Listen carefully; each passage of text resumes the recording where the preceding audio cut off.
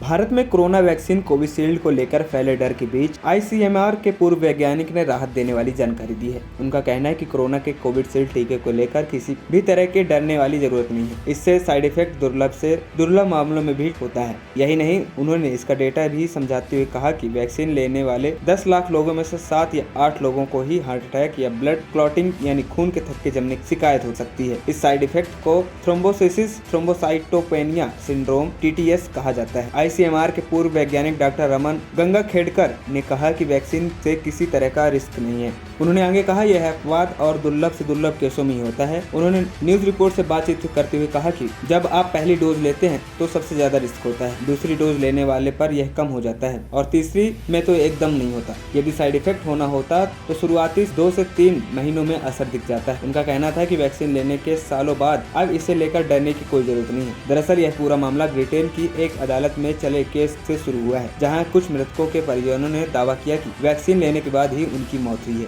यह केस चला तो अदालत में वैक्सीन तैयार करने वाली कंपनी एस्ट्राजेनेका ने माना कि दुर्लभ केसों में ब्लड क्लॉटिंग की दिक्कत होती है। भारत में इस वैक्सीन का उत्पादन सीरम इंस्टीट्यूट ऑफ इंडिया ने किया है, जिसका नाम कोविशील्ड रखा गया है। भारत में करीब 90% लोगों को कोविशील्ड का ही टीका लगाया गया है। ब्रिटेन में चले केस की खबरें जब मीडिया में आई तो भारत में भी कुछ लोगों को डर फैल गया। इसी को लेकर जब आईसीएमआर के पूर्व वैज्ञानिक से पूछा गया तो उन्होंने इससे खारिज करते हुए कहा कि किसी भी वैक्सीन के कुछ साइड इफेक्ट हो सकते हैं, लेकिन समय के साथ ये खत्म भी हो जाते हैं। खबरी चौखट की रिपोर्ट।